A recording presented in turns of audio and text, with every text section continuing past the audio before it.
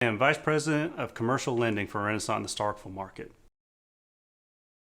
Well, I would say the people. I mean, that's always cliche, and you hear it all the time. But man, the people are amazing. I mean, I feel like I've got a good relationship from the CEO on down in most cases. I mean, it's pretty unique that when our CEO comes in the bank, that he remembers our names and that in a company our size, that's pretty awesome.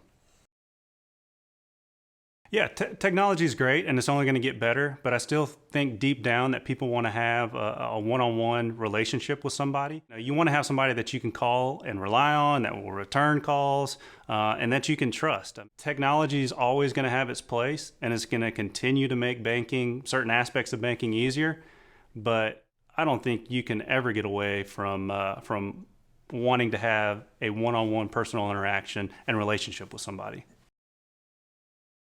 In my case, I want to be considered a trusted advisor. I want to have add value to my customers.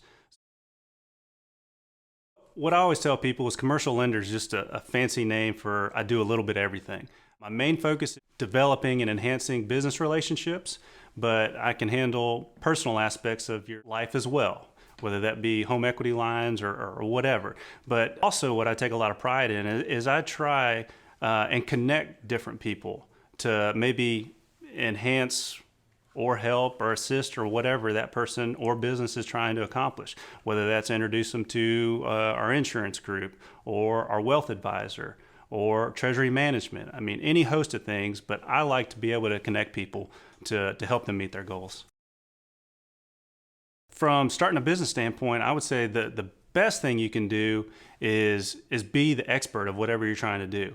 Think through every kind of scenario possible, good and bad, that's going to help make your business successful and prevent any possible roadblocks once you kind of get into your business. It's helpful to be prepared when you're talking to your banker, knowing what it's going to take to promote your business or product.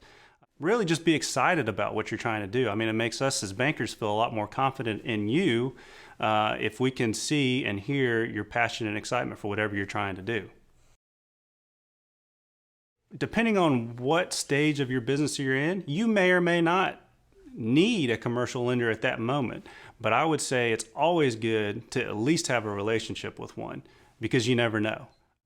I like to tell my customers or prospective customers that use me as a sounding board. You may not need me now, but if you got an idea that you think is worth sharing, again, we're trusted advisors by and large. Go ahead and share it. Let's talk about it. You may or may not still need me, but at least we're developing a relationship so that a year down the road, if you say, hey, Brad, this is why I need this at this moment, or can you help me with this? I've already got a pretty good idea of what you're trying to do and how you're trying to accomplish it. Don't be afraid to start from the ground up. I mean, you've really got to hone in your mechanics, your skills, and it's the same way coming into banking. Whether that means starting as a teller or a personal banker, which from the outside looking in, you would consider, yeah, okay, that's starting from the bottom and trying to work your way up.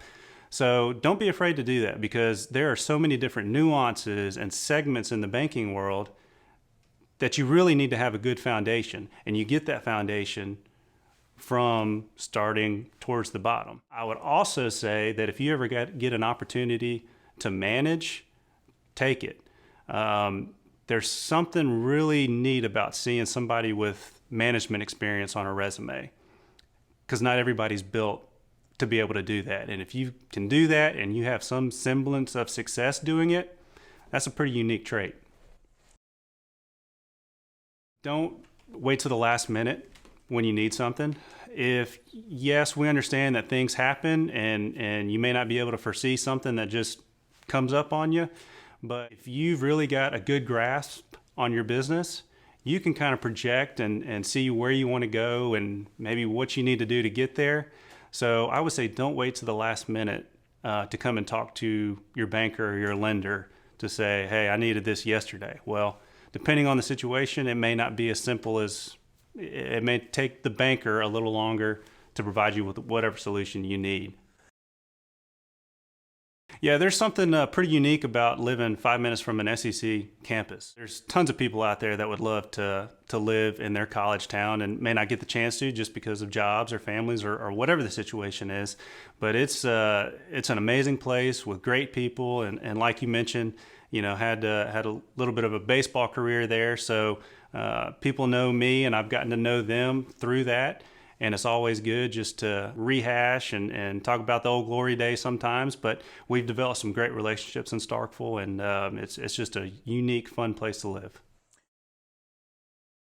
Put on something called the Frostbite Race, which is a half marathon, 10K, 5K in Starkville. Been putting that on for about 5 years now, and it's just something I really enjoy doing. I love entertaining, I love hosting, and this is just one avenue that I get to entertain and host a whole lot of people all at once. So I'll keep doing that until they tell me to stop.